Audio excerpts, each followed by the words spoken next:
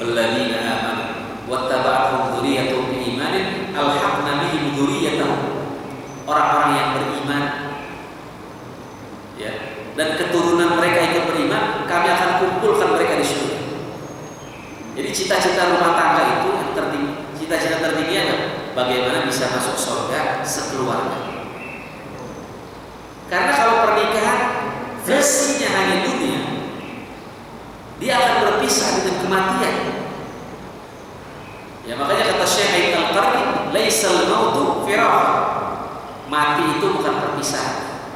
Tapi perpisahan itu kalau suami di surga, istri di neraka, atau sebaliknya. Orang tua di surga, anak di neraka, atau sebaliknya. Jadi mati itu bukan perpisahan. Kenapa? Karena ketika biasanya kan yang meninggal suami duluan, yang meninggal suami atau istri duluan? Suami duluan. Istri itu umurnya lebih panjang. Karena apa? Karena suami banyak di luar mencari nafkah, sehingga resiko meninggalnya lebih besar. Kalau istri lebih banyak di rumah. Dan itu sebenarnya juga bentuk kasih sayang Allah. Ya. Kenapa?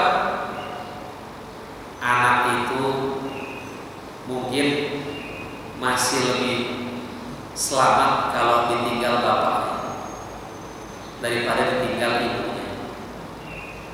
Kenapa? Karena kalau bapak nggak bisa jadi ibu, kalau ibu bisa jadi bapak. Bahkan banyak para ulama yang menjadi tokoh besar hanya diasuh oleh seorang ibu. Imam Ahmad hanya oleh ibunya, Imam Syafi'i ibunya, Nabi Muhammad ibunya, ibu al-ummu masalihur rijal. Ibu itu pabriknya para tokoh. Al-ummu madrasatun, ibu itu sekolah. In a'dadtaha a'dadta sya'ban thayyiban araq. Kalau kamu persiapkan seorang ibu, kamu persiapkan satu generasi yang besar. Kemudian definisi takwa yang selanjutnya adalah wal amalu bitanzil, mengamalkan Al-Qur'an. Jadi rumah tangga yang kalau rumah tangganya pengen sakinah, mawaddah warahmah, Quran dijadikan acuan Quran. Abu Hurairah berkata, rumah yang dibacakan Al-Quran, rumah itu akan terasa lapang. Kenapa? Karena malaikat masuk, setan keluar. Tapi rumah yang tidak pernah dibacakan Al-Quran, rumah itu akan terasa sempit. Kenapa? Karena setan masuk, malaikat keluar. Nah, maka rumah tangga kalau mau sakinah mawaddah warahmah, baca Quran. Suami istri harus baca Quran, jangan hanya baca koran. Innal baital ladzi taqra fi surat al-Baqarah la yadkhuluhu syaitan. Rumah yang dibacakan surat Al-Baqarah tidak akan dimasuki oleh syaitan. Yang dibaca bukan cuma dipajang. Ini ruang tamu ayat kursi, ruang tengah Yasin. Baca nggak Qurannya? Nggak dibaca. Ustaz, saya nggak baca Quran, tapi saya setel murotal terus 24 jam. Didengerin nggak? Enggak. Jangan setel murotal nggak didengerin. Nanti kita bisa termasuk hajrul Quran, termasuk orang yang mencuekkan Al-Quran, tidak memperhatikan Al-Quran. Kalau setel Quran dengerin. Jadi rumah tangga dasarnya mesti takwa. Sebaik-baiknya bekal takwa. Ikhwatal iman rahimahumullah.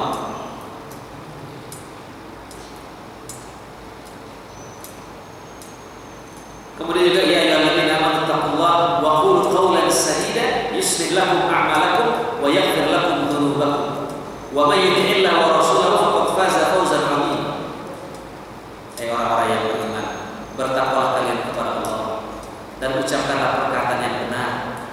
niscaya Allah memperbaiki bagimu amalan-amalanmu dan mengampuni bagimu dosa-dosa. Dan barang siapa yang mentaati Allah dan Rasulnya, maka sungguhnya ia telah mendapatkan kemenangan yang besar. Apa? Bertakwa dan berkata benar, jujur, walaupun boleh dusta, ada dusta yang dibolehkan. Ya. Jadi kalau mau, ini bisa juga melanggengkan pernikahan. Pertama, dusta yang dibolehkan apa? Dusta yang dilakukan untuk memperbaiki hubungan antara dua orang. Ini orang sedang bermusuhan, kita bohong. Dia tuh kangen sama kamu, padahal dia nggak pernah ngomong begitu. Atau bohongnya suami istri untuk menyenangkan pasangannya ini boleh. Ya, misalnya suami belikan baju buat ibu, tapi warnanya ibu nggak cocok. Bagaimana Mak? Cocok nggak? Bagus nggak? Bagus. Jarang-jarang warna baju begini.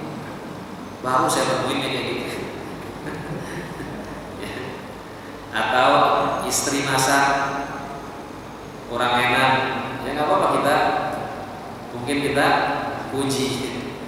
Ya, ini boleh.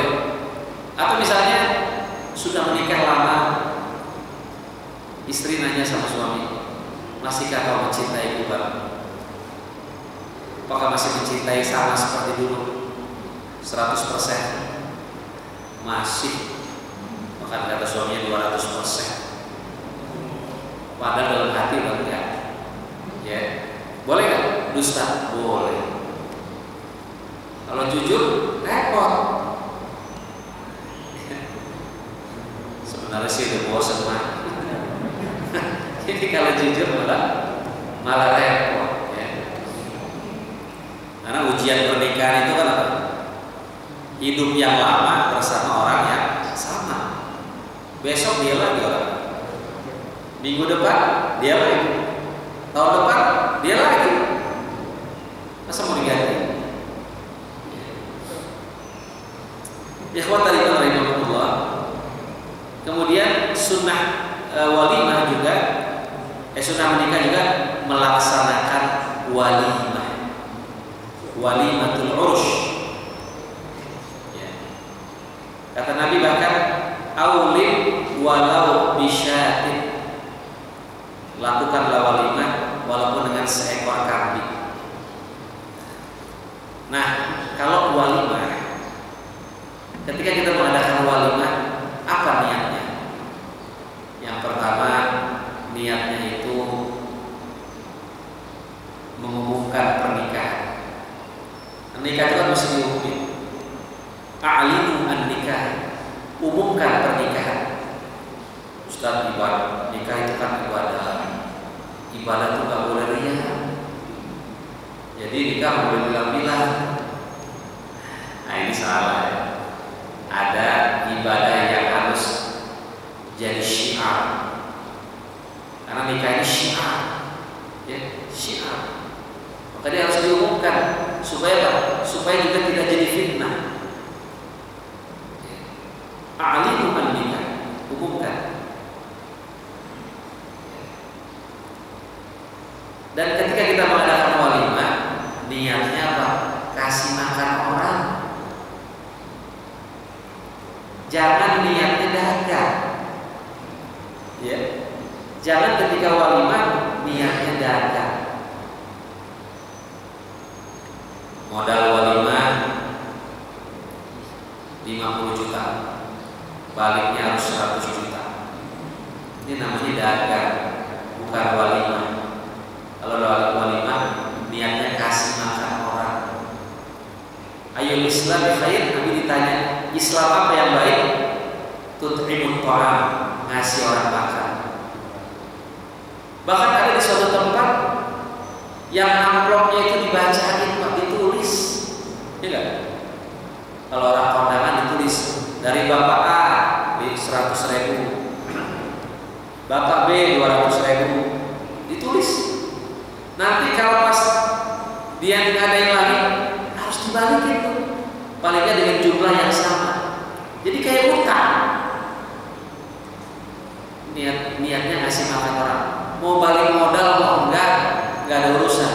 Kita niatnya kasih makan orang dan mengadakan walimah itu sesuai dengan kemampuan. Jangan dipaksa-paksain sampai minjem sono minjem sini. Jangan pakai istilah biar tekor asal nyomot. Bapak udah pesta pernikahan itu kan bisa dibuat sederhana, bisa mau dibuat mewah, bisa dibuat sederhana, bisa sesuai kemampuan. Jangan memaksakan diri. Lebih baik ya uangnya itu untuk anak kita menjalani hidup setelah pernikahan daripada kita ngadain pesta besar sampai mungkin ratusan juta. Lebih baik uangnya buat nanti mereka, bekal mereka hidup menikah. Pesta hanya 1 hari 2 hari ya. Tapi walimatul urus ini tadi dia dianjurkan aulil walau bisyadid. Artinya ada kala walimatul urus walaupun mungkin cuma undang sedikit tetangga, cuma pakai ya cuma sederhana, enggak apa-apa. Jangan sampai itu dijadikan halangan untuk menikah. Atau bisa juga karena mungkin uangnya belum ada, udah kamu nikah dulu deh, nikah biasa dulu, yang penting resmi ya. Nanti mungkin pestanya nanti nunggu kalau ada rezeki nanti kita pesta. Nikah dulu, nggak apa-apa. Yang penting jangan sampai karena ingin pesta besar-besaran anak-anak kita menjadi terhalang untuk menikah.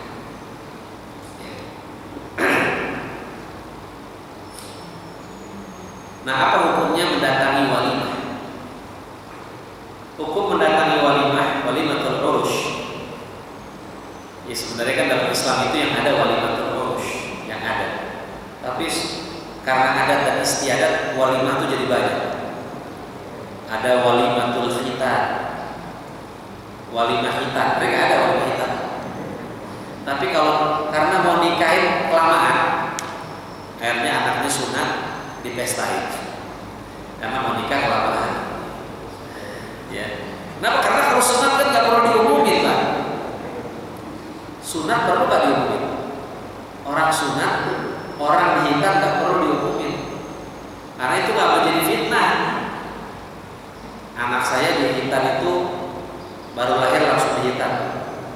Jadi dia nggak tahu kalau sudah dihitan. Pak, aku mau dihitan, kalau kamu sudah dihitan. Iya kan? Ada lagi apa? Walimatus safar. Ada walimatus safar. Orang pengen haji, walimatus safar. Sebenarnya nggak harus. Ya. Orang pergi haji apa perlu diumumkan? Ya nggak perlu juga.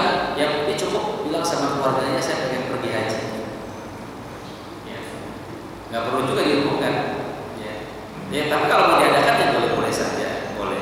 Tapi enggak. Tapi yang dianjurkan ini walimatul urus. Nah, walimatul urus ya, hukumnya wajib kalau kita diundang wajib datang. Berdasarkan hadis Rasulullah SAW, "Idza du'iya ahadukum ilal walimah falyatiha." Kalau kamu diundang ke walimah, datang. Selama nggak ada alasan datang. Ustaz, undangannya haram nih, harinya sama. Mana yang saya datangin? Ya. Yang ada yang mengatakan yang lebih dekat, yang lebih dekat. Mana yang lebih dekat? Ya. Jangan sampai tetangga samping undang, jauh undang. Yang jauh kalau kita datangin, yang sebelah nggak ada. Kata Nabi juga, "Man taraka da'wah faqad asallahu wa rasulahu."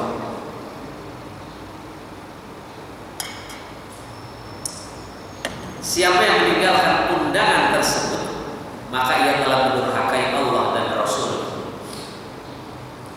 Kapan boleh tidak datang walimah? Diperbolehkan tidak menghadiri jika di dalamnya misalnya terdapat hiburan yang diharamkan.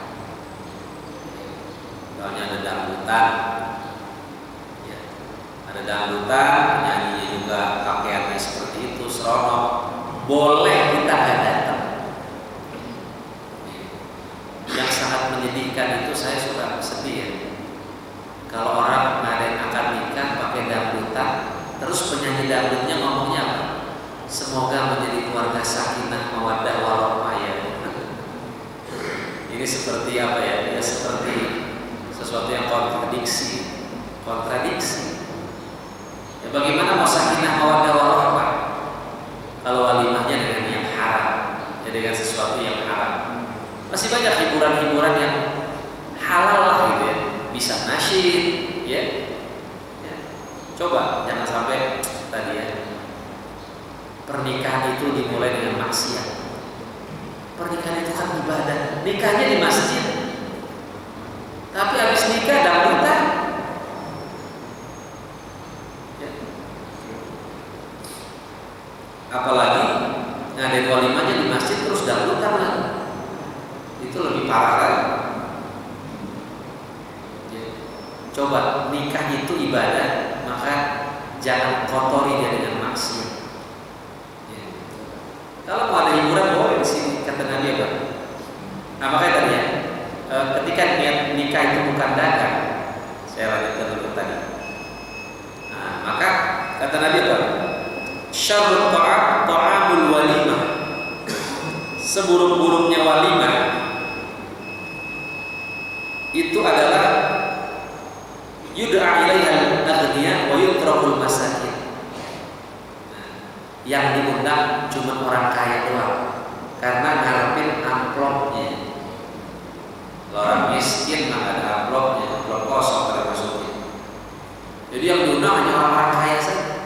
Nah ini syarrut ta'amul walimah yud'a ilaiha al-aghniya wa yutrakul masakin. Walimah, pesta pernikahan menjadi pesta yang terburuk kalau yang diundang cuma orang kaya saja. Orang yang miskin nggak diundang. Ada tetangganya yang nggak punya nggak diundang. Nah ini nggak boleh. Kalau kita ada walimah, orang yang nggak punya cuma kita undang. Niat kasih makan. Silakan kalau ada mau nanya.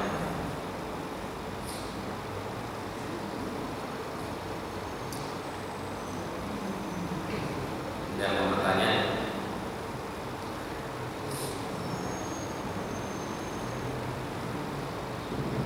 Assalamualaikum warahmatullahi wabarakatuh. Waalaikumsalam warahmatullahi wabarakatuh. Apa Ustaz mau tanya masalah ketika Ustaz menerangkan perempuan yang baik itu laki-laki yang baik. Nah, ini saya dari dulu itu masih bertanya masalah itu. Karena di sekeliling kita, di kampung saya itu malah kadang laki-lakinya mohon maaf mabuk. Terus perempuannya solehan yang haji. Apakah ini mengisi dengan firman-Nya Allah Subhanahu wa taala ya? Atau ibadah? Itu terima kasih. Iya. Kenapa? Ya ada. Saya juga punya ada teman ya. Si suaminya ini nggak rajin sholat, tapi istrinya berjilbab, rajin sholat, tapi istrinya ini mau. Tapi alhamdulillah suaminya ini kemudian jadi rajin sholat. Ya. Bagaimana kita memaknai firman Allah ini? Ya, bisa jadi mungkin awalnya dia nggak baik. Kalau dia bukan lelaki yang baik, nggak mungkin dia mau dengan, ya, nggak mungkin dia mau sama wanita yang baik. Dia pasti ada niat. Ya. Mungkin pada awalnya dia belum baik, tapi dia ada niat untuk menjadi orang yang baik. Kalau dia nggak ada niat, ya, kalau dia nggak ada niat untuk menjadi orang yang baik, dia pasti nggak mau menikah dengan wanita atau pria yang baik. Jadi gitu ya, mungkin dia baru niat menjadi orang yang baik. Saya juga ada teman di Taiwan. Dia awalnya menikah, suaminya masuk Islam. Tapi awal-awal masuk Islam, ya dia masih hanya sekedar masuk Islam saja, ya. Tapi masih menjalankan kebiasaan-kebiasaannya ketika dia kafir. Dia masih mabuk, dia masih main judi. Tapi sekarang alhamdulillah sudah berhaji, sudah mendirikan masjid, benar-benar sudah taubat tadi. Kenapa dia mau menikah dengan orang yang baik? Mungkin dia sudah niat pengen taubat. Kalau saya nyarinya orang yang nggak benar juga, saya kapan benarnya? Ya, jadi bisa jadi begitu. Dia baru niat, dia ingin memperbaiki diri, makanya dia cari pasangan yang baik. Walaupun dia belum baik 100%. Kenapa? Karena dia butuh partner untuk memperbaiki diri. Karena orang itu butuh partner. Makanya kita disuruh berjamaah. Alaikum bil jamaah, hendaklah kamu bersama-sama. Fa inna syaitan ma'al wahid. Setan itu bersama orang yang sendirian. Wa huwa minal itsnaini ab'ad. Ketika orang itu berdua, maka syaitan akan menjadi. Ya. Makanya orang kalau menikah, kata Nabi, idza tazawwaja ar-rajul faqad istakmala nisfa dinihi. Kalau seseorang itu menikah, sempurna setengah agamanya. Falyattaqillah fi nisfil baqi. Maka hendaklah dia bertakwa kepada Allah di setengah yang lainnya. Jadi nikah itu setara dengan setengah ketakwaan. Maka dia hendaklah dia menyempurnakan dengan setengahnya lagi itu disempurnakan bersama-sama dengan istri. Begitu ya. Ada lagi yang lain? Ya, silakan.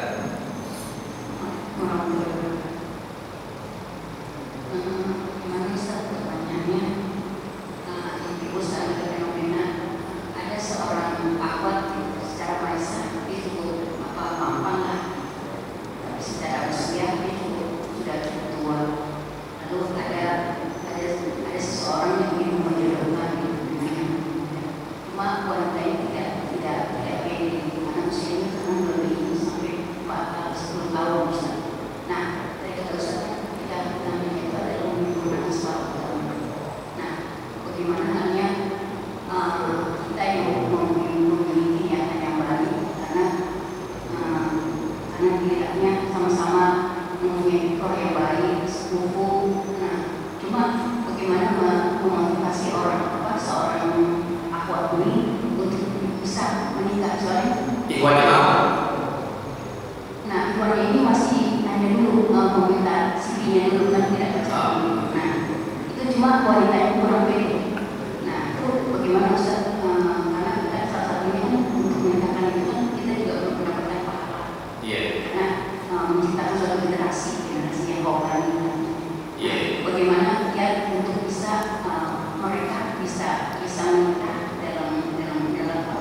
dalam usia yang lebih jauh dengan suaminya itu, calon suaminya itu 10 tahun gitu. Itu Baik. Ya memang bagaimana dalam pandangan Islam ketika istri lebih tua dari suami.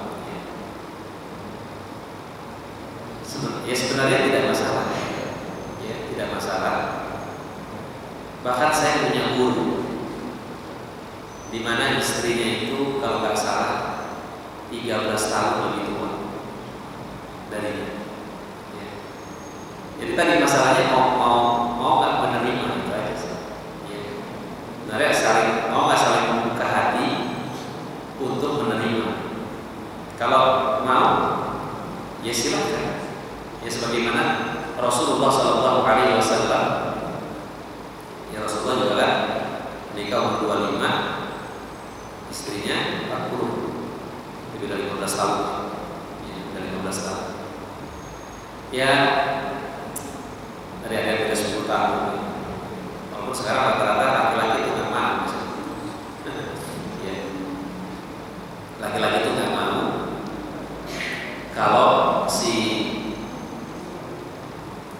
pasangannya itu lebih tua.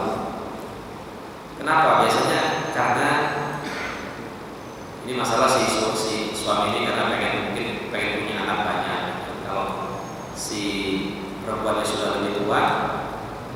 dia nggak bisa punya banyak anak. Jadi, tapi ini sekali lagi yang harus kita tekankan, tidak menjadi aib, tidak menjadi aib ketika istri itu lebih tua daripada suaminya. Kenapa? Karena itu dilakukan oleh Rasulullah SAW. Dan apa yang dilakukan, mungkin harus kita beri pemahaman begitu. Ini bukan aib. Ya. Kenapa? Karena itu dilakukan oleh Rasulullah SAW. Ya. Dan apa yang dilakukan oleh Rasulullah tidak ada yang tercela. Ya. Nah itu bukan aib. Makanya kita itu juga Rasulullah kan berpesan, ya ma'syar syabab, baik para pemuda, man istata'a minkumul ba'a falyatazawwaj. Barang siapa yang memiliki kemampuan dapat dia menikah. Nah di sini Nabi mengatakan ya ma'syar syabab, wahai para pemuda, bukan wahai para orang tua. Nah maka tadi bagi kita orang tua ini juga harus memperhatikan, khususnya untuk misalnya anak kita yang perempuan itu paling kan umur 20, paling kan umur 25 itu harus benar-benar harus dipersiapkan untuk masukin pintu pernikahan. Karena apa? Karena perempuan ini beda dengan laki-laki. Karena perempuan ini kan dia harus melahirkan. Ya, kalau misalnya mohon maaf lebih dari 30, nah ini sudah, walaupun kadang ada yang dapat ya, tapi agak sulit. Karena agak sulit jalannya. Makanya baiknya tuh anak-anak kita yang wanita jangan sampai umur 30 lalu nikah. Ada juga saya punya teman gitu. Banyak kapan kamu nikah? Ntar umur 30. Ternyata pas umur 30 jodohnya belum datang. Akhirnya sampai sekarang belum menikah. Maka kalau perempuan itu, karena karir terbesar seorang wanita itu melahirkan, ya, menyusui, punya anak, itu karir terbesar. Ada seorang wanita dia sampai pendidikannya sampai S3, tapi dia belum menikah. Dia memiliki berbagai macam prestasi. Kata dia, ini semua tidak ada harganya. Ijazah tidak ada harganya, prestasi saya tidak ada harganya. Saya hanya ingin satu, ada yang manggil saya ini. Karena sehebat apapun seorang wanita, karirnya segala macam, tapi karir terbesar dia memiliki anak, mengurus anak. Itu kebahagiaan terbesar.